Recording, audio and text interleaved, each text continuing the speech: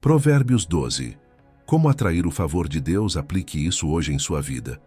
E se houvesse um caminho claro hoje para viver debaixo do favor de Deus? Não um amuleto, não uma fórmula secreta, mas uma rota que qualquer pessoa pode trilhar, começando exatamente onde está. É isso que Provérbios 12 coloca diante de nós. Um mapa de escolhas diárias que, somadas, acendem a luz do favor divino sobre a vida inteira. Não são promessas vazias, são princípios que atravessam trabalho, palavras, pensamentos, relacionamentos e decisões. O capítulo começa com um choque simples e profundo. Quem ama a instrução, ama o conhecimento. Quem rejeita a correção, escolhe a própria cegueira. Logo entendemos o tom do caminho. Não é feito de atalhos, mas de alinhamento. Deus se agrada do homem bom, do coração que se deixa moldar, da vida que aceita ser podada para frutificar. Esse prazer de Deus não é abstrato. Ele se manifesta como estabilidade em meio ao vento, direção onde outros se perdem, descanso onde muitos carregam peso. A partir daí, o texto revela como cada esfera da existência se torna decisiva. As palavras que saem da boca podem ferir como espada ou curar como remédio. A verdade sustenta, a mentira rui. A ansiedade curva o peito, mas uma boa palavra levanta. A preguiça prende, a diligência abre portas. A integridade aparece nos detalhes que poucos veem, e justamente por isso define quem realmente somos. Em cada contraste surge a mesma linha. Favor não é acaso, é resposta de Deus a uma vida que escolhe a justiça. Esse caminho não ignora lutas. Ele atravessa dias difíceis, sem negar a dor. Mas há uma marca inconfundível. Enquanto muitos caminham apoiados em impulsos, aparências e comparações, o justo planta passos firmes, um depois do outro, sabendo que cada pequeno gesto, cada silêncio prudente, cada palavra verdadeira e cada tarefa feita com fidelidade está construindo algo que o tempo não consegue destruir. No fim, Provérbios 12 não oferece um espetáculo, e sim um compromisso. Um convite a aplicar hoje, não amanhã, escolhas que realinham o coração com Deus. Porque aqui está o segredo. O favor não cai ao acaso. Ele repousa sobre quem decide viver na vereda da justiça. E essa vereda começa agora, com a primeira decisão diante de você. O amor pela instrução. Provérbios 12 abre a porta do favor com uma chave simples e exigente. Amar a instrução. Não é apenas aceitar conselhos quando convém, mas desejar ser corrigido quando necessário. Quem ama a instrução ama o conhecimento porque reconhece que a sabedoria não nasce do orgulho, e sim da disposição de aprender. É aqui que muitos se perdem, confundem correção com humilhação, quando na verdade ela é cuidado. O jardineiro que poda não mata a árvore, ele garante que ela frutifique melhor. Assim é a disciplina de Deus sobre o coração que se deixa guiar. Esse amor pela instrução tem duas faces. A primeira é interior, a coragem de olhar para dentro sem máscaras, admitir erros e alinhar o coração à verdade. A segunda é exterior, a humildade de ouvir a voz certa, a tempo, antes que uma decisão mal tomada se torne um peso difícil de carregar. Quem rejeita a correção escolhe a cegueira voluntária. Quem a acolhe ganha visão para enxergar o passo seguinte. E visão, aqui, é favor. É Deus apontando o rumo no meio das encruzilhadas. Amar a instrução também significa preferir o processo ao atalho. O atalho promete resultados rápidos, mas rouba profundidade. O processo, ainda que mais lento, constrói raízes. É por isso que o texto liga o favor ao homem bom, não ao impecável, mas ao que se deixa formar. Deus se agrada do coração ensinável, porque nele a verdade encontra terreno fértil. Onde há resistência orgulhosa, a semente não penetra. Onde há docilidade, a semente cria raízes e a vida floresce. Na prática, esse caminho toca o cotidiano. É revisar a palavra antes de soltá-la. É reavaliar a atitude antes de repeti-la. É pedir perdão antes que a ferida se transforme em muro. É ouvir o conselho sábio, mesmo quando ele confronta o que desejávamos fazer. É aceitar que crescer dói, mas permanecer imaturo custa mais caro. O amor pela instrução troca a defesa impulsiva pela escuta atenta, a reação pela reflexão, o orgulho pela verdade que liberta. Há um sinal claro de que estamos nesse caminho: a paz depois da correção. Quando a disciplina de Deus alcança o coração, a culpa cede lugar ao descanso e a confusão dá espaço à clareza.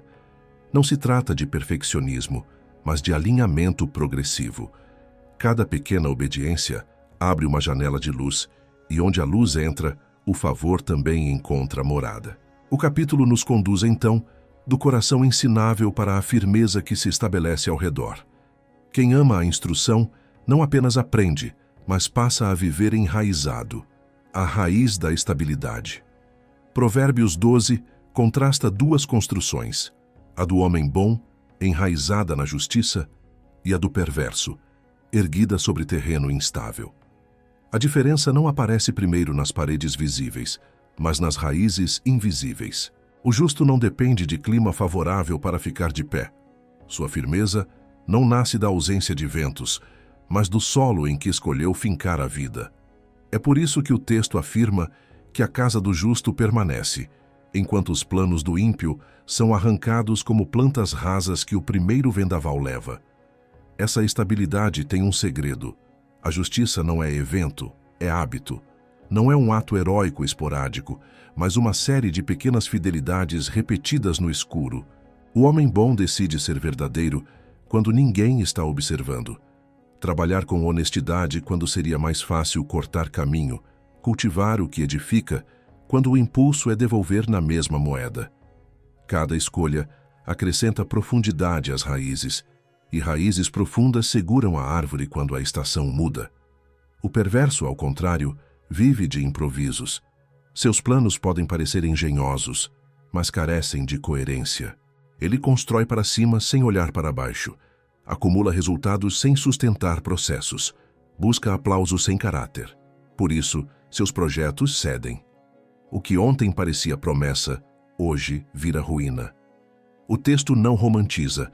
Onde falta justiça, falta sustentação, e onde falta sustentação, o peso do próprio sucesso pode se tornar desabamento. Estabilidade, aqui não é imobilismo, é constância com direção. O justo ajusta o rumo quando necessário, mas não negocia o fundamento.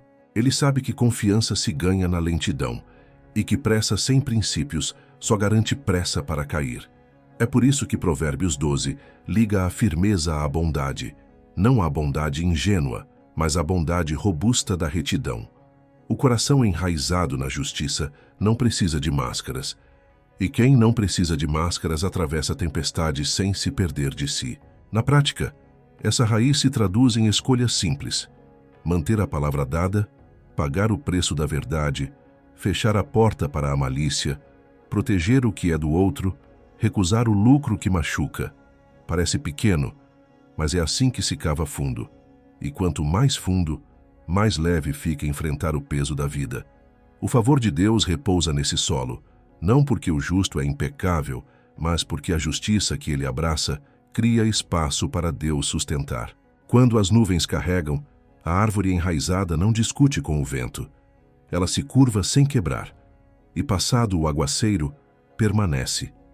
É esse permanecer que dá testemunho, que gera confiança, que sustenta lares e ilumina caminhos.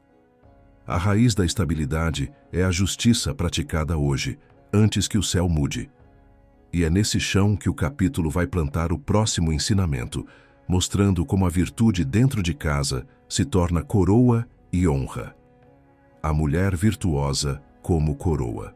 Provérbios 12 descreve a mulher virtuosa como coroa do marido, e chama a que procede vergonhosamente de podridão nos ossos. A imagem é forte porque não trata apenas de elogios domésticos, mas de fundamento espiritual. Uma coroa não é adorno supérfluo, é sinal de honra, autoridade e alegria. Quando a virtude ocupa o coração de uma mulher, a casa inteira recebe dignidade. Sua presença acrescenta brilho ao que já existe, ordena o que está disperso, fortalece o que é frágil. Não é perfeição teatral, É fidelidade contínua no invisível que se torna beleza no visível. Chamar a virtude de coroa desmonta a ideia de que ela é passiva ou frágil. Virtude aqui é força com suavidade, sabedoria com paz, firmeza com ternura. É aquela que abre a boca com prudência e cuja língua é ensino que cura, que constrói e preserva. O lar, sob essa influência, floresce porque a palavra dita em tempo certo apazigua. O conselho justo endireita veredas, a diligência guarda do desperdício e a fé mantém a chama acesa quando os ventos aumentam. O resultado é honra compartilhada. O marido é coroado, mas a coroa é dela. A casa se ergue e, erguendo-se, confirma o valor da mulher que a sustenta. O contraste explica o alerta. A conduta vergonhosa é chamada de podridão nos ossos, porque corrói por dentro. Não rompe paredes de uma vez, mas infiltra amargura, sarcasmo, deslealdade, zombaria, indiferença. A desordem da língua gera rachaduras no respeito.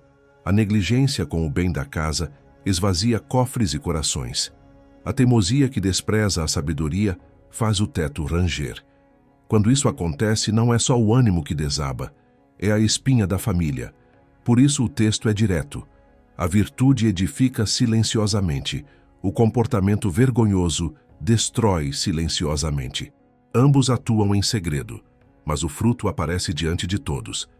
É importante notar que a ênfase recai sobre a mulher, porque o versículo assim a apresenta. Mas o princípio é de mão dupla. Honra gera honra, desonra produz desonra. Maridos sábios reconhecem e protegem a virtude que resplandece ao lado deles. Não a oprimem, não a apagam, não a usam como degrau.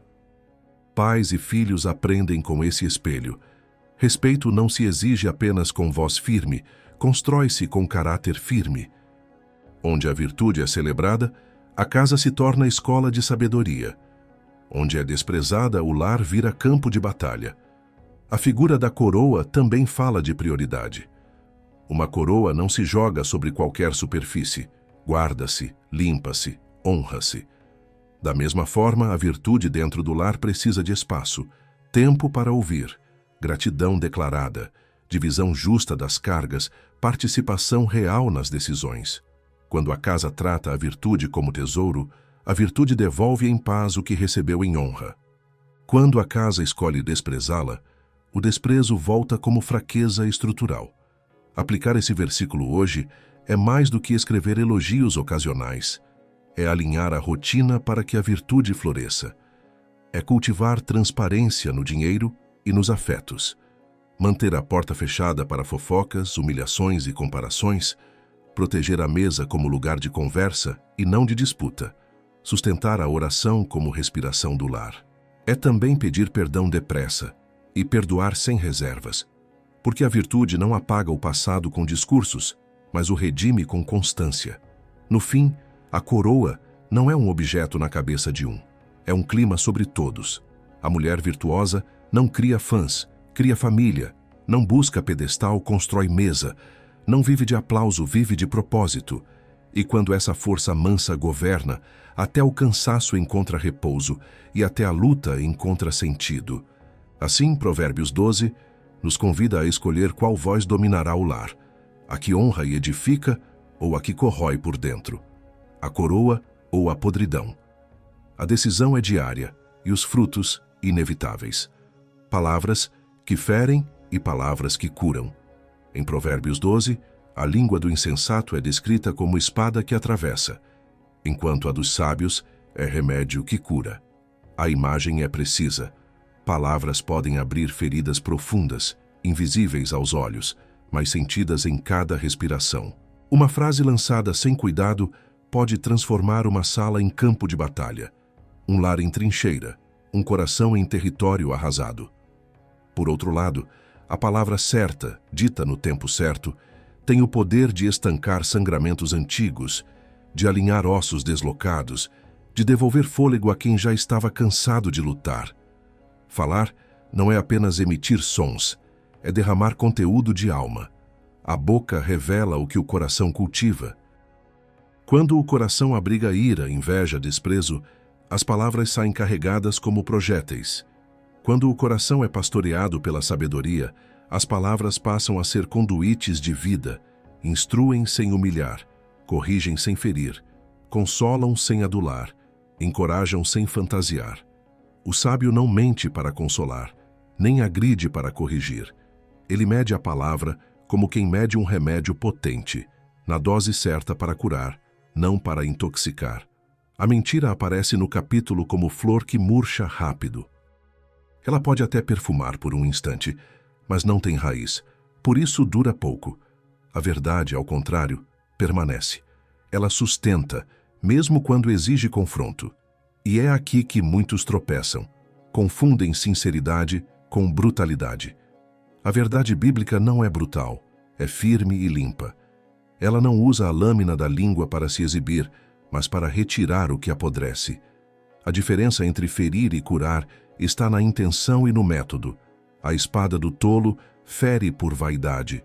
O bisturi do sábio corta para salvar. Provérbios 12 também liga palavra e ansiedade.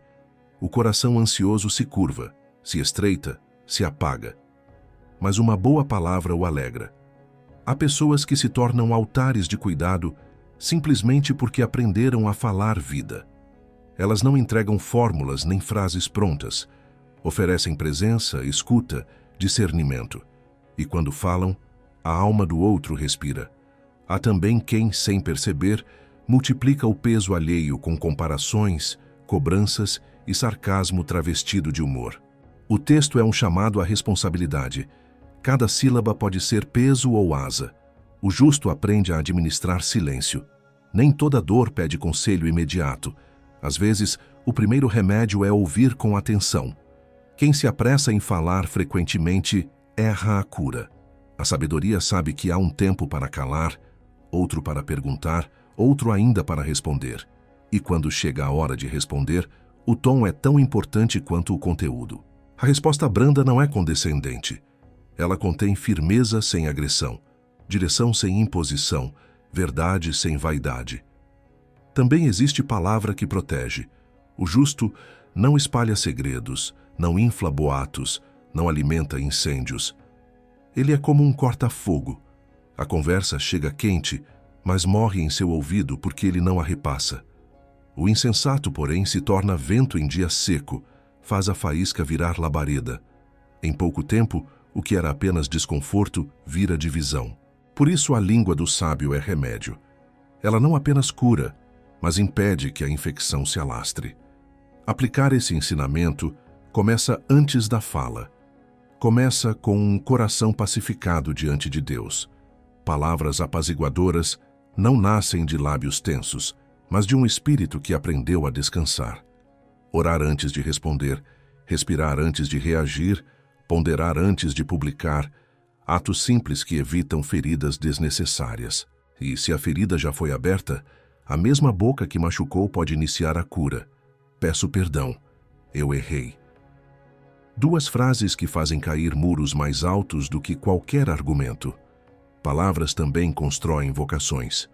Um elogio sincero pode despertar um talento adormecido, um encorajamento pode sustentar uma caminhada inteira.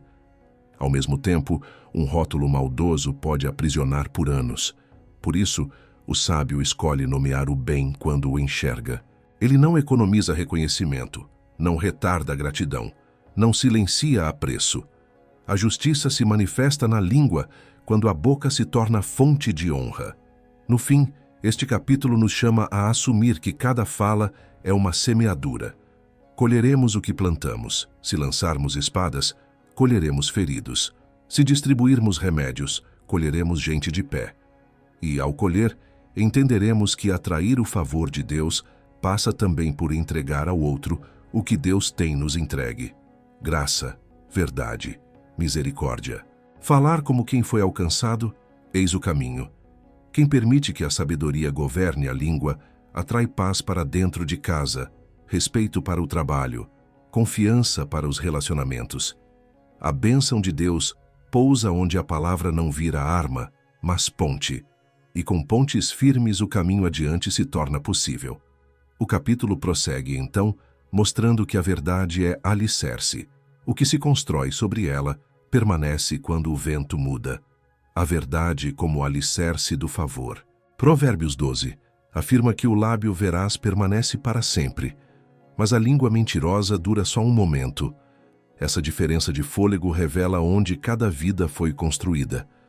A mentira pode até oferecer atalhos, aliviar pressões e abrir portas que pareciam trancadas, mas tudo o que nasce dela já traz a semente do colapso. É como pintar rachaduras sem consertar a parede. Por um tempo engana o olhar, depois cai sobre quem mora dentro. A verdade, ao contrário, sustenta sem teatro. Ela não promete brilho imediato, mas ergue fundamentos que resistem ao tempo e às tempestades. A verdade é o terreno onde Deus pisa. Por isso, quem decide viver nela encontra direção mesmo quando as circunstâncias não ajudam. Dizer a verdade não é apenas relatar fatos. É alinhar a consciência com Deus. É permitir que a luz revele o que precisa ser tratado, ainda que doa, para que a dor não se transforme em infecção. A mentira anestesia por instantes e devolve a doença mais forte. A verdade pode arder no começo, mas cura. E cura de verdade. Existe uma sutileza que engana muita gente. Meias verdades. Palavras corretas em ordem conveniente, omissões calculadas, versões que protegem a própria imagem.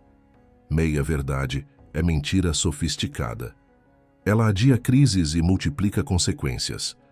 O capítulo nos convida a rasgar a cortina das narrativas que nos favorecem e a escolher a transparência que favorece a justiça. Onde a verdade governa, a confiança floresce. Onde a mentira se instala, a suspeita cria raízes e tudo o que se faz precisa de vigilância contínua para não ruir. A verdade também molda o modo de trabalhar. Contratos claros, promessas cumpridas, relatórios sem maquiagem, reconhecimento honesto de erros. Isso parece comum, mas é raro. E justamente por ser raro, destaca. Pessoas e casas firmadas na verdade tornam-se referência silenciosa. Não precisam gritar competência. A estabilidade fala por elas. O favor de Deus encontra essas estruturas e as fortalece, porque Ele abençoa o que reflete seu caráter. No campo dos relacionamentos, a verdade evita dois abismos: a brutalidade e a omissão. Brutalidade fere em nome da sinceridade. Omissão protege a paz aparente e sacrifica a saúde real do vínculo. A verdade bíblica caminha entre os dois. Fala com firmeza e ternura, confronta para restaurar, revela para libertar. Quando um lar aprende esse caminho, discussões deixam de ser trincheiras e viram pontes. Quando uma equipe pratica esse padrão, conflitos deixam de ser guerras frias e se tornam oportunidades de crescimento. A verdade também é refúgio para a mente. A ansiedade adora o escuro das suspeitas e das histórias inventadas. A luz da verdade reduz cenários imaginários a fatos concretos. Por isso, quem escolhe a verdade dorme melhor. Mesmo quando erra, sabe para onde voltar. Confissão, reparo, reconciliação. O mentiroso precisa sustentar personagens. O verdadeiro só precisa sustentar a vida. É mais leve, é mais humano, é mais santo. Viver na verdade não garante ausência de perdas, mas impede perdas maiores. Às vezes, dizer a verdade custa posições, vantagens ou aplausos. Ainda assim, salva a alma e protege o futuro. Mais adiante, as portas certas se abrem para quem não tentou arrombá-las. O favor de Deus costuma chegar pela estrada da fidelidade, não pelo viaduto do improviso. A permanência do lábio veraz é promessa para quem aceita pagar agora o preço que evita uma fatura devastadora depois. Aplicar este capítulo hoje pode ser simples e radical ao mesmo tempo. Revisar uma conversa e corrigir o que foi distorcido, desfazer um exagero que nos favoreceu, retirar um post injusto, admitir um erro antes que ele se torne hábito, alinhar relatório e orçamento, devolver o troco da narrativa que nos colocou acima da verdade. Cada acerto reposiciona a casa sobre o alicerce certo. E quando a casa está sobre a rocha, o vento pode levantar poeira, mas não leva o telhado. A verdade não é apenas um valor, é um lugar. Quem habita nesse lugar encontra Deus, e onde Deus está, o favor permanece. Por isso, Provérbios 12 nos empurra para esse chão seguro, que nossas palavras, contratos, promessas e silêncios concordem com a luz. O que permanece, permanece porque é verdadeiro. O peso no coração e a palavra que levanta. Provérbios 12 descreve algo que todos conhecem por dentro. A ansiedade no coração do homem o abate, mas a boa palavra o alegra. Há dias em que o peito fica estreito, a respiração curta e os pensamentos saltam como se buscassem um lugar seguro que não existe. O texto não romantiza o abatimento, ele o reconhece. O peso é real e pode curvar até os que parecem mais fortes. Mas no mesmo versículo em que admite a queda, a Escritura aponta uma saída. Uma boa palavra pode reerguer o que estava inclinado para o chão.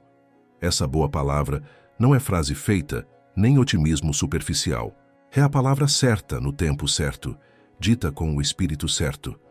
Ela pode ser uma lembrança objetiva da verdade que esquecemos, um conselho que clareia a estrada, um anúncio de perdão, um chamado à esperança, uma correção que remove o espinho que inflamava a ferida.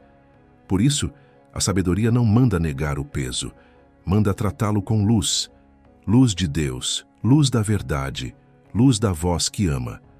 Quando a luz entra, a ansiedade perde espaço. A ansiedade abate, porque empurra a mente para o futuro que ainda não existe, ou prende o coração a um passado que não pode ser mudado. A boa palavra reposiciona no presente. Ela afirma: a graça para hoje, pão para hoje, direção para hoje. O amanhã não está em nossas mãos, mas está nas mãos de Deus. O ontem está aos pés de Deus, e o hoje pode ser vivido com fidelidade. Essa frase simples, quando crida, já começa a sustentar. Não elimina responsabilidades, mas livra do peso que não vem do Senhor. A boa palavra também pode nascer do nosso próprio coração, quando ele se ajusta à verdade. Às vezes, esperamos ouvir de fora o que precisamos começar a declarar por dentro. Em vez de repetir narrativas de fracasso, escolhemos repetir aquilo que é verdadeiro. Fui chamado à integridade. Há caminho para arrependimento, existe saída. Deus se agrada da verdade no íntimo. A retidão será lâmpada para meus passos. Não se trata de técnica, mas de convicção amadurecida na presença de Deus. A boca fala do que o coração está cheio. Se o coração se enche da palavra, a boca se torna fonte de vida até para si mesma. Também existe a boa palavra que vem pelo silêncio que escuta. Quantas ansiedades se agravam porque não encontramos um ouvido que acolhe. Há conversas que não pedem discursos, pedem presença. Ouvir sem pressa já é dizer: você tem valor. E quando chega a hora de falar, a sabedoria busca a edificação. Em vez de eu te disse, oferece estou com você. Em vez de comparações que humilham, oferece passos possíveis. Em vez de sarcasmo, oferece compaixão. Compadecer-se não é concordar com o erro, é recusar-se a esmagar um coração já curvado. Provérbios 12 também liga palavra e veracidade. A mensagem que levanta não pode ser construída sobre mentira. Consolos que negam a realidade apenas adiam a queda. A boa palavra encara o que precisa ser alinhado e oferece caminho. Diz: isso precisa mudar, mas também diz: há força para mudar. Diz: isso foi errado, mas também diz: há perdão e recomeço. A verdade sem amor esmaga, o amor sem verdade engana. A boa palavra une os dois e por isso levanta. No cotidiano, esse princípio se traduz em gestos concretos. Uma mensagem breve que diz: lembre-se, você não está sozinho. Uma oração simples, feita de mãos dadas na cozinha. Um compromisso sincero: se precisar, volto a perguntar amanhã. Um ajuste de agenda para estar presente no momento difícil. Um versículo lido em voz baixa, como quem acende vela no escuro. Um elogio verdadeiro que devolve dignidade. Nada disso é pequeno. São ferramentas de Deus para levantar o abatido. Cuidar do que entra no coração também faz parte. Se a ansiedade cresce com a enxurrada de informações e comparações, A sabedoria sugere freios. Limitar a exposição que alimenta inveja e medo. Organizar tarefas em porções possíveis. Agradecer pelo que já foi dado. Respeitar o descanso que Deus instituiu.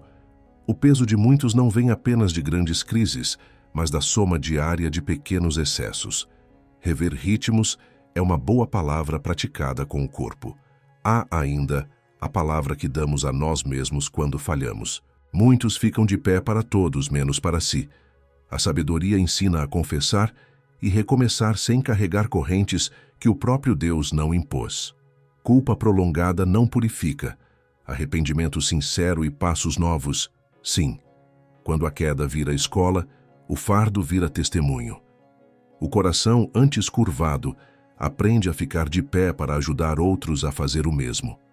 Por fim, vale lembrar, a boa palavra que levanta o outro volta para quem a semeia. Quem se dispõe a regar, também é regado. Ao escolher ser fonte, a alma encontra rios. Ao consolar, encontra consolo. Ao encorajar, descobre a própria coragem. E assim se cumpre o próprio movimento de Provérbios 12. O favor de Deus visita as veredas, onde a verdade é dita com amor, onde a língua serve à cura, onde o abatido encontra quem lhe mostre, com palavras e presença, que ainda há caminho. Quando o peso vier, e ele virá, procure luz e ofereça luz. Não se renda ao escuro das histórias inventadas, nem aos atalhos do desespero. Abrigue-se na palavra, busque companhia sábia, fale vida quando for hora de falar, receba vida quando for hora de ouvir. A ansiedade curva, a boa palavra levanta, e o Deus que vê em secreto sustenta ambos os movimentos. O trabalho diligente, que atrai prosperidade. Provérbios 12 afirma que a mão diligente dominará, enquanto a mão remissa será sujeita a trabalhos forçados. A imagem não é apenas econômica, é espiritual. Diligência aqui não é ativismo ansioso, mas constância com propósito. É o coração que assume responsabilidades diante de Deus e as cumpre com fidelidade, mesmo quando ninguém aplaude. A preguiça, por sua vez, não se apresenta sempre como dormir demais. Às vezes veste-se de procrastinação, de promessas para depois, de busca por atalhos que parecem inteligentes, mas sabotam o futuro. O texto é direto. A vida recompensa a fidelidade diária mais do que ideias brilhantes guardadas na gaveta. Trabalhar com diligência começa antes do expediente. Nasce de uma visão sobre para quem e por que fazemos o que fazemos. Quando o trabalho é somente salário, qualquer obstáculo vira motivo para desistir. Quando é serviço diante de Deus, cada tarefa, grande ou pequena, se torna altar. Essa consciência transforma rotinas. Pontualidade deixa de ser formalidade e vira respeito. Qualidade deixa de ser capricho e vira testemunho. Correção de erros deixa de ser vergonha e vira maturidade. A prosperidade que Provérbios descreve não é apenas ganho financeiro, mas expansão de capacidade, confiabilidade e favor. A diligência também organiza o tempo. Ela sabe dizer ainda não para distrações que esvaziam e agora para o que precisa ser feito.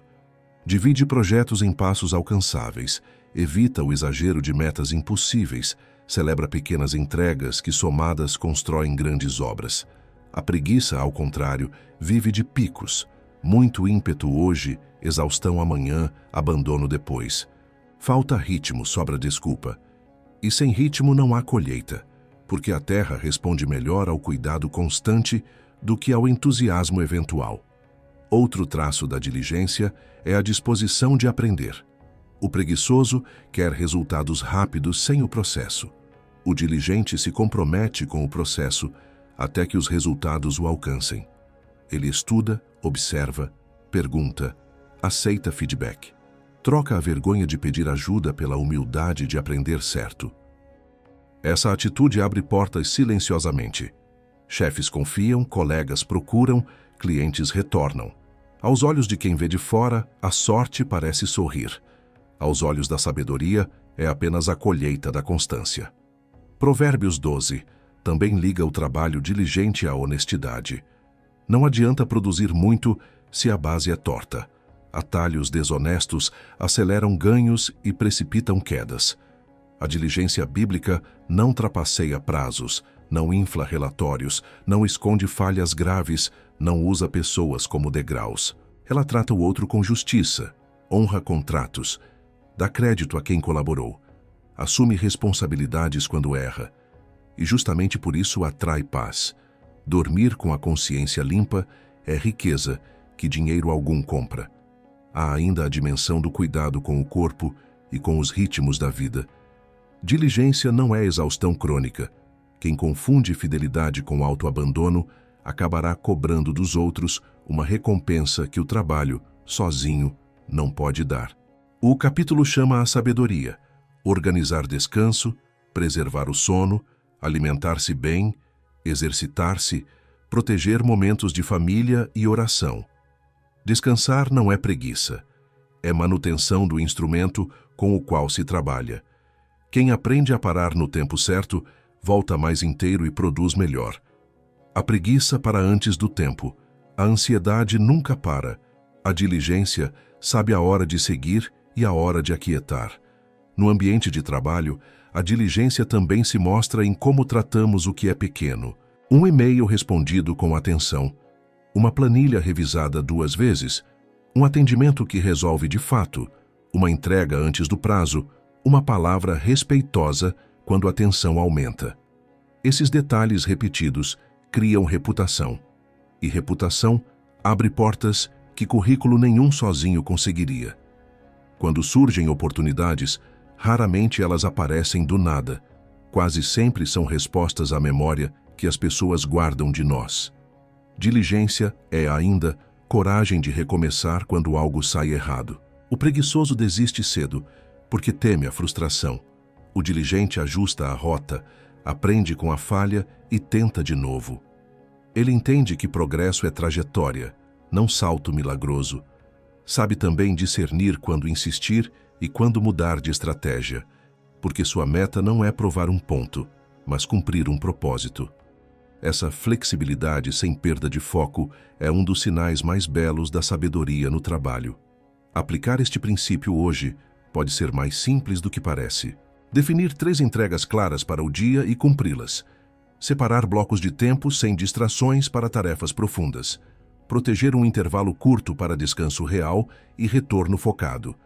Revisar o que foi feito e extrair uma lição do processo. Pedir um feedback específico e praticar a melhoria apontada. A prosperidade que nasce da diligência não vem como tempestade, vem como chuva mansa que dia após dia faz a terra florescer. Por fim, vale lembrar, o favor de Deus não substitui a diligência, ele a honra. O mesmo Senhor que pede honestidade e verdade também exalta mãos que trabalham com excelência. A bênção não é desculpa para a inércia, é sopro sobre as velas de quem já decidiu navegar. Quando a mão é fiel, Deus acrescenta direção. Quando o coração é íntegro, Deus acrescenta oportunidades. Quando o ritmo é constante, Deus acrescenta fruto. Assim, Provérbios 12 nos convida a transformar o trabalho de hoje em altar. E é nesse altar, erguido com constância e verdade, que a prosperidade deixa de ser desejo e passa a ser caminho. O valor da integridade. Em Provérbios 12, a integridade aparece como linha mestra que costura todas as outras virtudes. Ela está no modo como falamos, trabalhamos, tratamos os nossos e os de fora. Está no que assinamos e no que recusamos assinar. Está nos passos que damos quando ninguém vê e nas escolhas que bancamos quando todos observam. Integridade não é um ato isolado, é um arranjo interior que mantém tudo no lugar. Por isso, quando ela falta, o restante desajusta. A palavra perde peso, o trabalho perde sentido, os relacionamentos perdem confiança. Quando ela existe, tudo se alinha. Até os erros viram degraus porque são confessados e corrigidos. O capítulo nos dá pistas práticas desse valor. O justo é descrito como alguém que cuida até dos animais de sua casa, um gesto pequeno que revela um coração inteiro. A integridade aparece no detalhe, no cuidado com o frágil, no zelo com o que não tem voz, na responsabilidade com aquilo que não dá prestígio. Quem é íntegro não seleciona virtude por conveniência. ele vive a mesma verdade em contextos diferentes. É o mesmo no trabalho e no lar, na rua e na igreja, no contrato e no trânsito. Essa continuidade cria respeito silencioso. As pessoas talvez não elogiem em voz alta, mas passam a confiar. A integridade também se revela no trato com recursos. Em Provérbios 12, a casa do justo permanece, a do perverso não. Isso não significa ausência de lutas, mas presença de fundamentos. O íntegro não manipula números, não infla relatórios, não promete o que não pode entregar. Ele prefere perder um negócio do que perder o sono. Prefere explicar um atraso real do que sustentar uma mentira conveniente. Pode parecer duro no curto prazo, mas no longo prazo a colheita é estabilidade. A confiança que o cerca abre portas que o talento sozinho não abriria. Outro sinal é a coerência da língua. O íntegro não usa a verdade como arma para humilhar, nem a mentira como almofada para se proteger. Ele fala para edificar, não para vencer discussões. Quando precisa confrontar, procura o tempo certo e o tom certo. Quando precisa se calar, o faz por sabedoria, não por medo. Sua palavra é promessa, não publicidade. Com o tempo, ele disse, passa a valer como contrato, e ele assumiu, passa a valer como garantia. Integridade transforma reputação em crédito, e crédito é riqueza relacional que sustenta em dias turbulentos. Integridade ainda envolve limites claros. O justo sabe dizer não a oportunidades que ferem o caráter, a amizades que empurram para baixo, a conversas que plantam divisão. Ele tem consciência de que cada sim a algo errado é um não à própria paz. Por isso escolhe perder convites, mas não perder o eixo. Essa coragem discretamente molda ambientes. Onde a integridade se levanta, a mediocridade se constrange. Onde ela se cala, a mediocridade se espalha. Há, porém, um aspecto muitas vezes ignorado: a integridade com a própria fraqueza. O íntegro não finge ser o que não é. Ele confessa, pede ajuda, se reconcilia, repara danos. Seu padrão não é perfeccionismo, é verdade. Por isso, quando cai, não constrói desculpas, constrói pontes para voltar. Essa simplicidade cura. Quem convive com alguém assim, aprende que falhas podem ser tratadas sem teatro, que perdão é possível e que a casa não precisa viver refém de orgulho. No cotidiano, a integridade se traduz em práticas singelas e insistentes. Escrever o que foi combinado e cumprir. Não usar o tempo do trabalho para o que não é trabalho. Não usar o tempo da família para o que não é família. Ajustar rotas quando a consciência acusa. Devolver o troco da narrativa exagerada que nos favoreceu. Honrar o que pertence ao outro. Proteger a honra de quem não está presente. Não prometer o que depende de terceiros. Assumir o preço dos próprios sim. No conjunto, esses pequenos tijolos erguem um muro de proteção que o vento não derruba. Provérbios 12 faz questão de mostrar que a prosperidade do justo não é apenas resultado de esforço, é fruto de um modo de ser. A integridade atrai favor porque combina com o caráter de Deus. Ele se agrada do que é inteiro, do que não está rachado entre aparência e essência. E quando Deus se agrada, caminhos se endireitam, conexões certas surgem, portas coerentes se abrem. Não há mágica, há consonância. O céu respira por quem escolhe a verdade, e essa respiração sustenta a travessia. Se você deseja aplicar esse valor hoje, comece pelo que está à mão. Refaça uma promessa mal calibrada. Corrija um relatório incompleto. Peça perdão por uma palavra injusta. Proteja o tempo que você disse que protegeria. Troque o improviso por processos simples e transparentes. E, sobretudo, vigie o coração. É dele que procedem as fontes da vida. Quando o coração é íntegro, a agenda aprende a ser, a boca aprende a ser, as mãos aprendem a ser. Aos poucos, a casa toda aprende a permanecer. Integridade não evita tempestades, mas ensina a atravessá-las em pé. Quando a ventania passa, o ímpio precisa recolher máscaras. O justo apenas recolhe folhas e recomeça. É por isso que o valor da integridade não está no aplauso que ela rende, e sim no alicerce que ela constrói. Sobre esse alicerce, Provérbios 12 seguirá erguendo contrastes, como o orgulho derruba, a prudência preserva, como a justiça frutifica e a perversidade se perde. O caminho está traçado, e a integridade, como trilho, mantém o trem na direção certa. O orgulho que destrói e a prudência que preserva. Há uma força silenciosa que derruba homens e casas inteiras: o orgulho. Ele começa discreto, como excesso de autoconfiança, e logo se transforma em surdez para conselhos, impaciência com correções e vontade de vencer discussões a qualquer custo. Por fora, parece coragem. Por dentro, é rigidez. Corações rígidos racham fácil. O soberbo só enxerga do próprio ponto de vista e, por isso, tropeça nos mesmos erros com nomes diferentes. A queda não vem de um golpe inesperado, mas de um acúmulo de pequenas negligências que poderiam ter sido evitadas com uma única virtude: prudência. Prudência não é medo disfarçado. É lucidez no tempo certo. É o hábito de perguntar antes de agir, de pesar consequências antes de prometer, de calar quando falar queimaria pontes. O prudente mede palavras como quem mede remédio. Sabe que a dose errada envenena. Escolhe batalhas, define limites, reserva energia para o que importa. Ele não precisa provar nada o tempo todo. Prefere preservar vínculos a ganhar argumentos. Por isso, permanece de pé quando o tempestuoso desaba cansado de suas próprias explosões. O orgulho prospera em ambientes de comparação.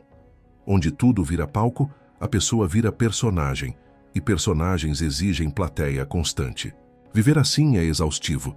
Qualquer divergência se torna ameaça. Qualquer conselho parece ataque. Qualquer recuo, humilhação. O prudente, ao contrário, não tem medo de perder a última palavra. Ele sabe que paz é mais valiosa que vaidade e que relacionamentos se constroem com renúncias discretas. Quando erra, admite cedo. Quando acerta, não esfrega na cara. Essa postura desmonta conflitos e abre espaço para a solução. No trabalho, o orgulhoso cria equipe que serve ao seu ego. Centraliza, desconfia, controla. Quando o erro aparece, procura culpados. Quando o mérito chega, monopoliza o louro. A prudência faz o oposto. Distribui responsabilidade, escuta os de baixo, cria ambiente onde a verdade pode ser dita sem medo. Isso produz inteligência coletiva, reduz riscos, acelera acertos. Quem lidera com prudência transforma correções em aprendizagem e divergências em melhoria de processo. O orgulho, por sua vez, transforma o mesmo material em ofensa pessoal e assim sabota o próprio resultado. Nos relacionamentos, o soberbo confunde franqueza com grosseria. Fala o que pensa sem pensar no que fala. Esquece que a verdade precisa de trilhos, tempo, tom e intenção. A prudência lembra que honestidade sem amor é martelo. Amor sem honestidade é espuma. A combinação cura. Dizer preciso de um tempo para responder. Vamos continuar essa conversa amanhã? Me ajuda a entender melhor? São frases prudentes que salvam alianças. O orgulhoso prefere a réplica imediata que fere e depois exige um arsenal de desculpas para consertar o que uma pausa de 30 segundos teria evitado. Há também o orgulho teimoso, que veste capa de princípio, mas, na verdade, esconde medo de admitir limites. Sempre fiz assim vira doutrina. Não preciso de ajuda vira regra. Eu sei vira resposta padrão. A prudência suspira e chama de volta à realidade. Métodos podem mudar, pedir ajuda é maturidade, ouvir especialistas poupa tempo e cicatrizes. Quando a prudência assume o volante, o resultado deixa de depender de bravatas e passa a depender de boas decisões. A espiritualidade também sofre com o orgulho. Ele transforma devoção em vitrine, serviço em comparação, convicção em pedra de arremesso. O prudente lembra que a mesma mão que aponta deveria estar pronta para levantar. Ele escolhe orar quando o impulso é julgar, estudar quando o impulso é opinar, servir quando o impulso é aparecer. Essa postura atrai favor porque combina com o coração de Deus. Firmeza sem dureza, verdade sem vaidade, zelo sem arrogância. Na prática, cultivar prudência passa por hábitos simples. Contar até 10 antes de responder no calor da emoção. Reescrever um e-mail duro no dia seguinte. Perguntar a alguém confiável: o que você enxerga que eu não estou vendo? Estabelecer o não como palavra possível quando a agenda já está no limite. Escrever decisões relevantes com motivos e prazos para revisões. Criar rituais de checagem. Orçamento conferido 2 vezes, promessa cruzada com agenda, conversa difícil preparada com antecedência. Pequenos freios evitam grandes colisões. Também ajuda a lembrar que prudência se alimenta de silêncio saudável. Gente que nunca para, pensa mal. Pausas curtas ao longo do dia, um dia da semana com menos ruído, um bloco para leitura e oração. Não são luxos, são mecanismos de segurança mental e espiritual. O orgulhoso despreza esses cuidados e acaba dirigindo no escuro a alta velocidade. O prudente acende faróis, reduz marcha, escolhe pista. Chega melhor e leva a gente junto. Quando a queda já aconteceu, o orgulho recomenda maquiagem. A prudência prescreve reparo. Ela chama pelo nome, pede perdão, recompõe perdas, aceita consequências. E justamente por isso, restaura a credibilidade que o orgulho havia corroído. A confiança retorna quando a pessoa troca justificativas por responsabilidade. A prudência não promete que tudo será fácil, promete que será verdadeiro. E a verdade, apesar de custosa, devolve a paz que nenhuma versão conveniente consegue sustentar. No fim, a diferença entre ambos se percebe pelo rastro que deixam. Orgulho deixa cacos e aplausos passageiros. Prudência deixa pontes e frutos duradouros. Orgulho vive de picos. Prudência constrói planícies habitáveis. Orgulho quer impressionar. Prudência quer edificar. E onde há edificação, há espaço para o favor de Deus repousar, porque Ele se agrada do que é inteiro, do que busca a paz, do que se deixa conduzir pela sabedoria. Se hoje você precisa escolher, escolha a via da prudência.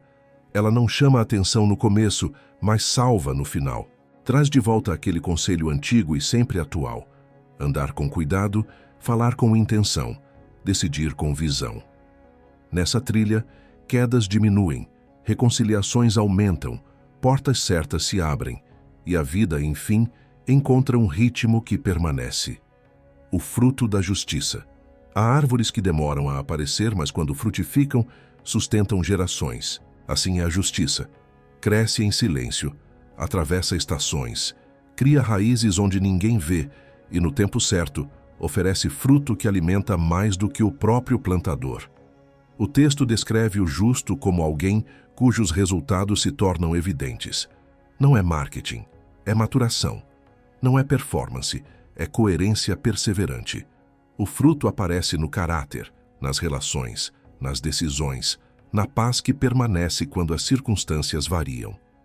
Esse fruto tem sabor de confiabilidade. Pessoas procuram o justo quando precisam de conselho, porque intuíram ao longo do tempo que ali há chão firme. Ele não negocia a verdade conforme a conveniência do momento. Por isso sua palavra vale. E quando a palavra vale, portas se abrem, parcerias se fortalecem, lares respiram melhor. Justos atraem confiança como árvores atraem pássaros, naturalmente. Não precisam forçar, oferecem abrigo, e o abrigo fala por si. O fruto também se percebe na maneira como o justo lida com o poder. Se a oportunidade cresce, ele não cresce contra os outros, cresce para os outros. Lembra que autoridade é serviço, e serviço não é palco. Corrige sem humilhar, disciplina sem descarte, promove sem bajulação. Onde ele pisa, a terra não fica esgotada, fica arada. Gente assim multiplica a capacidade ao redor, transforma ambientes hostis em campos de cultivo. Não há espetáculo, mas há consistência, e consistência cria legado. Outro aspecto do fruto é a paz. Não a paz ingênua de quem foge do conflito, mas a de quem o atravessa sem se perder. O justo não alimenta intrigas, não empurra conversas difíceis para debaixo do tapete, não usa silêncio como arma. Ele se dispõe a confrontar com mansidão, a pedir perdão sem travas, a recomeçar quando necessário. Por isso, onde ele está, os vínculos têm chance de cicatrizar. Essa paz não é ausência de ruído, é harmonia construída. Não é sorte do clima, é escolha de partitura. Há também o fruto da generosidade. Quem aprendeu justiça não segura a bênção como se fosse reserva de guerra. Distribui como semeador confiante. Sabe que a mão que reparte não empobrece, amadurece. E ao repartir, descobre um princípio antigo. Quem rega, será regado. A alegria retorna em forma de gratidão, de amizades sólidas, de portas que se abrem no dia mau. Até os que um dia o criticaram acabam reconhecendo a sombra dessa árvore. O fruto fala mais alto do que as vozes da inveja. A justiça frutifica ainda em sensibilidade aos pequenos. O justo não mede valor por holofotes, enxerga dignidade no anônimo, defende o fraco, protege o que não tem voz. O cuidado com o detalhe, um animal bem tratado, um servidor respeitado, um fornecedor pago em dia, um vizinho ouvido, revela que a raiz é boa. Quem é fiel no pouco não está treinando para o muito, já está praticando o muito, porque o reino se revela nos mínimos gestos. Por isso o fruto é constante. Onde cabia apenas obrigação, nasce honra. Onde cabia pressa, nasce atenção. Onde cabia descaso, nasce cuidado. Importa lembrar que esse fruto não aparece por acaso. Ele é consequência de sementes plantadas quando ninguém batia palmas, escolhas feitas na solidão, renúncias que pouparam escândalos, horas de estudo para falar melhor e trabalhar melhor, orações que alinharam o coração com Deus antes da agenda com os homens. O público vê a copa, Deus viu a raiz. E é essa raiz que sustenta a colheita quando o calor aperta. Sem raiz, o sol que deveria amadurecer o fruto o queima. Com raiz, o mesmo sol dá doçura. Em contrapartida, quem rejeita a justiça colhe vazio. Seus frutos até podem ser vistosos por um tempo, mas carecem de sabor. Relacionamentos se tornam transações, promessas viram propaganda, resultados se sustentam à base de pressão. Pode haver brilho, mas não há descanso. Pode haver barulho, mas não há cântico. E quando a estação muda, o que estava pendurado cai sem deixar semente. O justo, porém, quando perde um fruto, ainda tem raiz, e raiz recomeça. Como aplicar isso hoje? Começa pequeno. Escolher a verdade quando a meia-verdade facilitaria. Pagar o que deve quando seria possível empurrar. Ouvir o que não gostaria porque isso salvará um projeto. Encerrar uma conversa que desrespeita quem não está presente. Escrever uma mensagem de encorajamento a quem está curvado. Dar crédito a quem ajudou. Entregar um trabalho não apenas dentro do prazo, mas digno de confiança. Essas atitudes repetidas criam safra. Você passa a reconhecer a árvore pelas ações e os outros passam a reconhecer Deus pelos frutos. O fruto da justiça também tem aroma de esperança. Ele sinaliza que a colheita não depende só do campo do lado de fora, mas do campo do lado de dentro. Quando o coração decide, o terreno responde. E mesmo que o tempo pareça desfavorável, a perseverança acaba vencendo a estação. O justo aprende a esperar sem desistir, a podar sem desanimar, a regar sem publicidade. E, de repente, um dia qualquer se torna tempo de colheita. No fim, justiça não é uma teoria bonita, é uma árvore plantada junto a ribeiros. Suas folhas não murcham e no devido tempo dá o seu fruto. Esse fruto atrai pessoas, honra a Deus e sustenta o próprio plantador nos anos longos. É por isso que a promessa é tão simples e tão séria. No caminho da justiça está a vida. Quem o percorre não caminha sozinho, caminha com alguém que se agrada do que é inteiro, e onde esse agrado repousa, o fruto permanece. A diferença entre caminhos.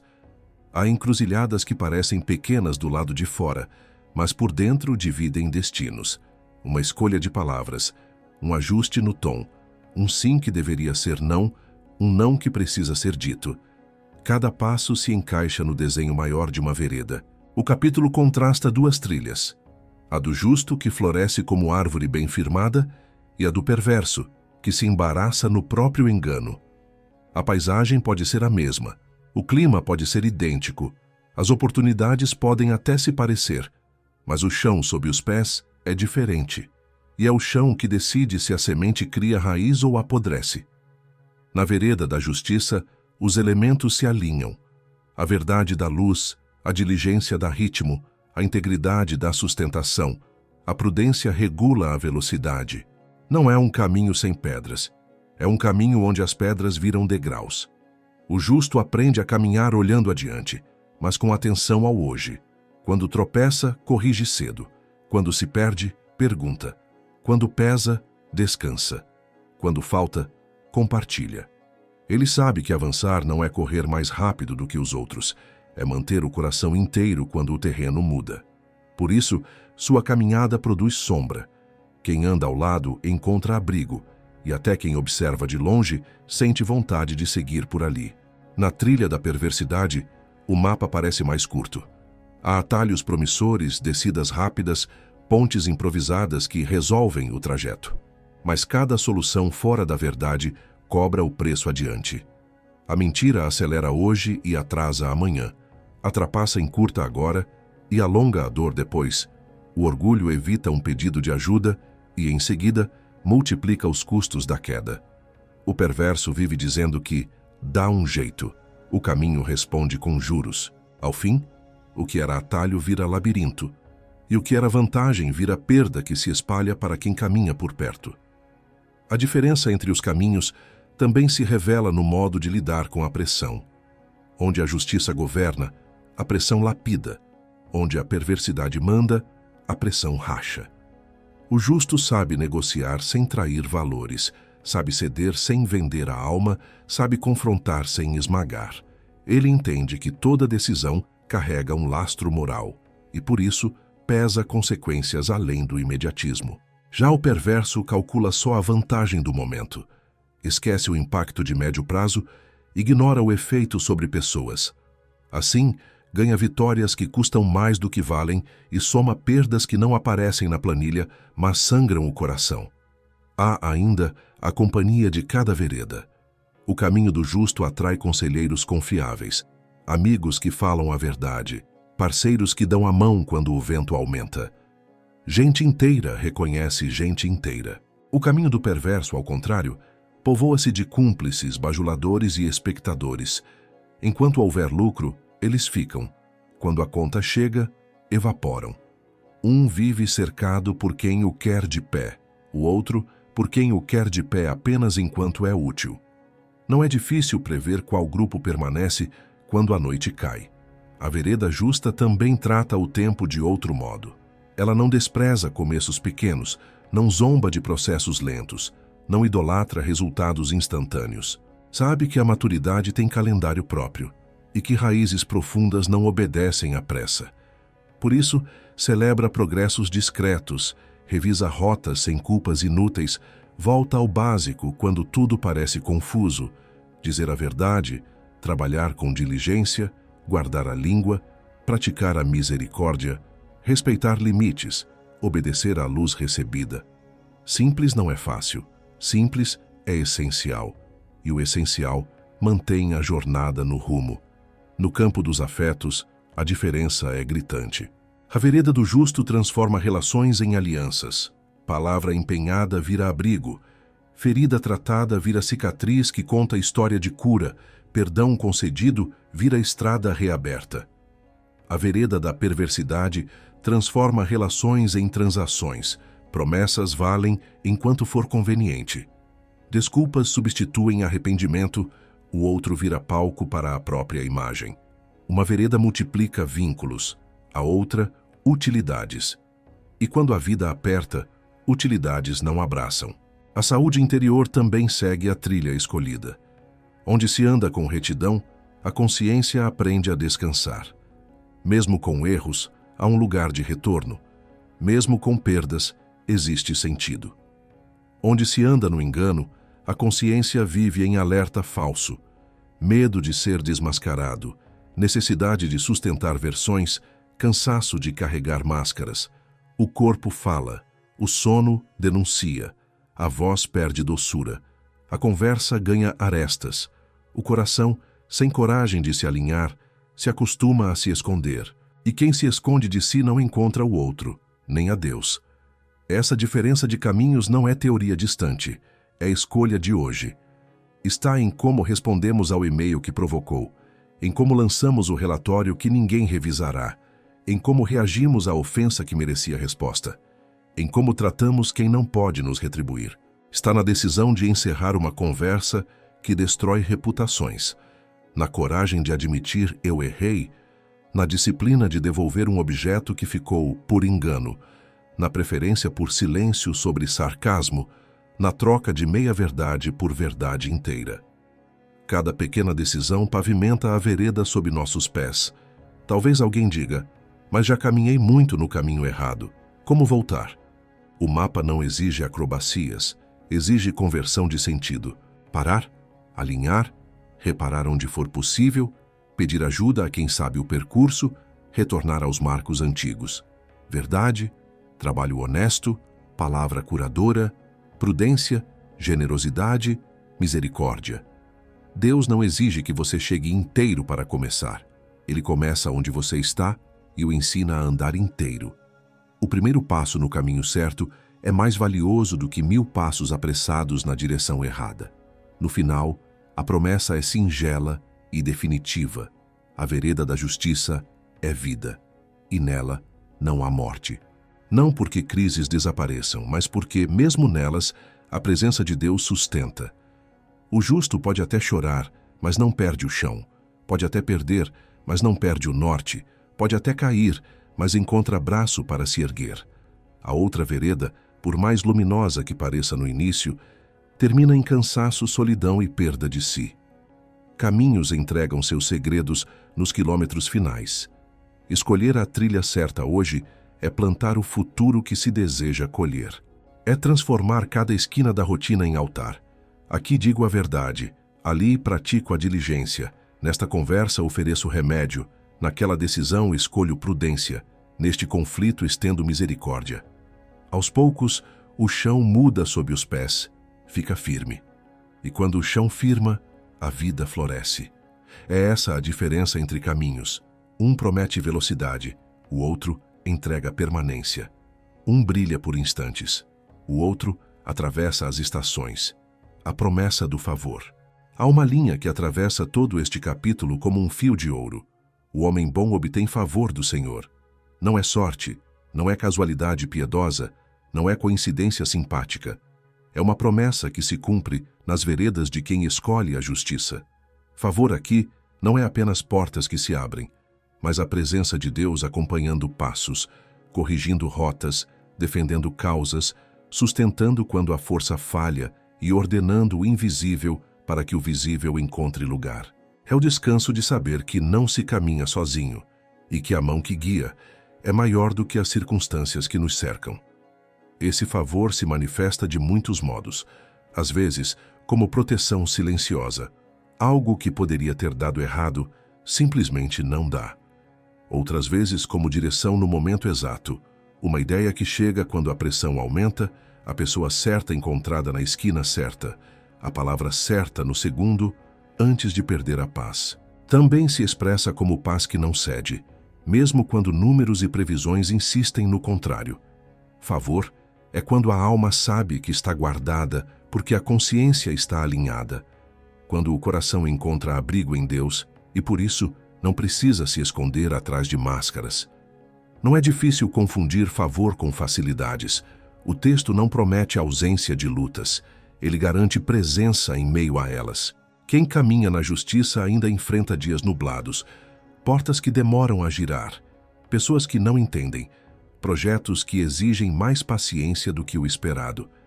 A diferença é que, nesse caminho, cada aparente atraso trabalha a nosso favor. O que parecia resistência vira musculatura, o que parecia desvio vira escola, o que parecia perda vira poda que antecipa fruto melhor. Favor não nos poupa de aprender, mas nos poupa de nos perder enquanto aprendemos. A promessa também distingue favor de favorecimento. Favorecimento depende de simpatias humanas e muda conforme os humores do dia. Favor nasce do caráter de Deus e permanece. Favorecimento precisa de palco. Favor se semeia no secreto. Favorecimento compra atalhos. Favor constrói pontes. O primeiro exige autopromoção. O segundo requer integridade. É por isso que uma vida reta pode parecer menos veloz no começo, mas chega mais longe e com mais gente inteira ao redor. Deus honra quem o honra. E honra aqui é obedecer quando ninguém está olhando. Na prática, como se caminha sob essa promessa? Primeiro, guardando a verdade no íntimo. Quem vive na luz não precisa fugir do espelho. Confissão limpa a vista e reabre a estrada. Segundo, cuidando da língua, respondendo com brandura, recusando a fofoca, consolando o abatido, consertando o que foi dito no impulso. Terceiro, trabalhando com diligência. Entregas fiéis, processos honestos, correções sem drama, excelência sem vaidade. Quarto, praticando a generosidade. Repartir o que tem, o que sabe e o que é. Tempo, escuta, reconhecimento, recursos. Por fim, aprendendo a prudência. Freios nas reações, revisão das decisões, limites bem definidos para proteger o que é mais precioso. Esses gestos não compram favor, revelam o terreno onde o favor repousa. Há ainda um aspecto discreto e poderoso. O favor de Deus reorganiza afetos. O coração que antes buscava reconhecimento para se sentir vivo, passa a buscar a vontade de Deus para viver com sentido. O que antes era ansiedade por controle, torna-se confiança. A comparação perde a força. A pressa perde o fascínio. A vitrine perde o brilho. Em vez de medir-se pelo aplauso, a pessoa passa a medir-se pela fidelidade. E é justamente nesse lugar que a vida começa a florescer sem barulho. Relacionamentos mais leves, decisões mais claras, prioridades mais nítidas. O favor também constrói caminhos ao redor. Pessoas íntegras atraem pessoas íntegras. Ambientes sinceros atraem contribuições sinceras. O que era um esforço solitário torna-se trabalho conjunto. O que dependia de um talento passa a contar com uma equipe. Onde antes havia competição, nasce colaboração. É assim que o favor amaldiçoado pelos cínicos como sorte se revela, na verdade, como colheita. Deus usa pessoas para abençoar quem vive, de modo que Ele mesmo se agrada. E quando a noite é mais densa? A promessa não recua. Favor não significa tudo deu certo, mas Deus esteve comigo em tudo. Às vezes a maior graça é continuar de pé quando qualquer um teria desmoronado. Às vezes é ser guardado de decisões precipitadas. Às vezes é enxergar saída onde antes só havia parede. Existe favor em portas que se abrem, mas também há favor em portas que Deus fecha para nos poupar de salas sem ar. O coração ensinável aprende a agradecer pelos dois. Talvez alguém pergunte se, então, basta ser bom para que tudo se resolva. Bondade, neste capítulo, não é ingenuidade moral. É vida alinhada com a vontade de Deus. Não é autoajuda virtuosa, é rendição prática. A bondade que obtém favor é a que se encarna no cotidiano. Na carteira e na agenda, no teclado e na mesa, na conversa e no silêncio, no contrato e no abraço. É coerência. É escolher o que é certo mesmo quando ninguém celebra. É manter o sim e o não, mesmo quando custam. É preferir uma colheita menor com paz a um celeiro cheio com culpa. Se você deseja aplicar essa promessa hoje, comece pedindo que Deus revele onde o coração ainda insiste em atalhos. Traga à luz o que precisa de verdade. Repare o que pode ser reparado. Troque urgência por diligência, impulso por prudência, vaidade por serviço, orgulho por humildade, dureza por misericórdia. Em seguida, fique atento às pequenas confirmações. Aquela tranquilidade depois de uma decisão difícil, aquele reencontro improvável que resolve o que parecia travado, aquela oportunidade que chega por caminhos que você não manipulou. O favor costuma falar baixo e justamente por isso se reconhece. Ele não precisa gritar. No final, a promessa é clara e bela. Onde a justiça anda, a vida floresce. Onde a vida floresce, o favor repousa. E quando o favor repousa, até as pedras da estrada ganham sentido, porque o Deus que vê em secreto está conduzindo a jornada. É desse lugar que partiremos para o desfecho, A vida na justiça como síntese e destino de quem escolhe o caminho do favor. A vida na justiça. Chegando ao fim deste caminho fica evidente. Favor não é um prêmio aleatório espalhado ao acaso. É a consequência de uma vida que escolhe a justiça, a verdade, a diligência, a integridade, a prudência, a palavra que cura e a misericórdia que acolhe. Não se trata de um atalho que promete tudo sem pedir nada, mas de uma vereda que reordena o coração para que Deus encontre morada. Quando isso acontece, até o que parecia comum se torna altar. O trabalho ganha sentido, a casa ganha paz, as palavras ganham peso de vida, as decisões ganham luz e a consciência encontra descanso. Viver na justiça não remove tempestades, mas muda a forma como se atravessa cada uma delas. Em vez de correr de máscara em máscara, a pessoa aprende a permanecer inteira. Em vez de sustentar versões, sustenta a verdade. Em vez de forçar portas, cultiva processos. Em vez de reagir por impulso, responde com sabedoria. Aos poucos, a colheita aparece. Relacionamentos restaurados, oportunidades que não dependem de espetáculo, estabilidade que não precisa de truques, esperança que não quebra com o vento. O favor de Deus se percebe nesse conjunto de sinais discretos e inconfundíveis.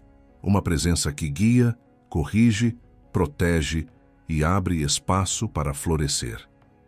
O convite, então, é simples e urgente. Aplicar hoje. Amar a instrução quando ela confronta. Dizer a verdade quando a meia-verdade facilitaria. Guardar a língua quando o calor do momento pede faísca. Trabalhar com constância quando o atalho parece sedutor. Cuidar do pequeno quando ninguém está vendo. Praticar misericórdia quando a justiça fria pedir descarte.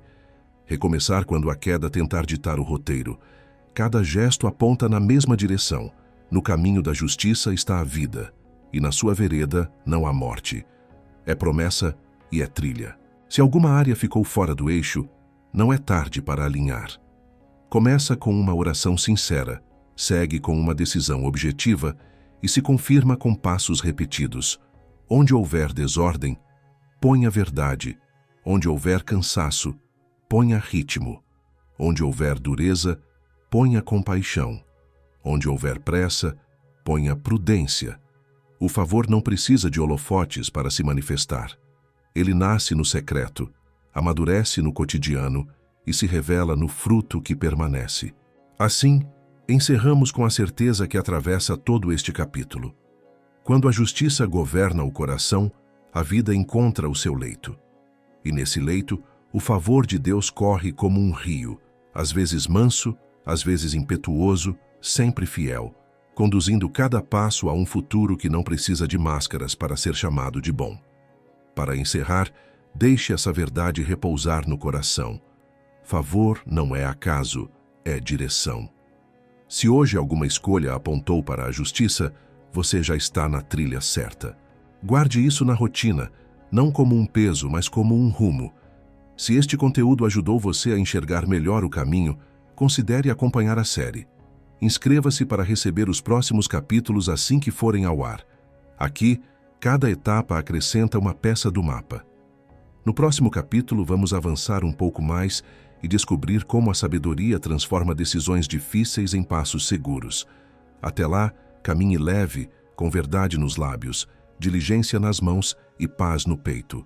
Nos vemos no próximo.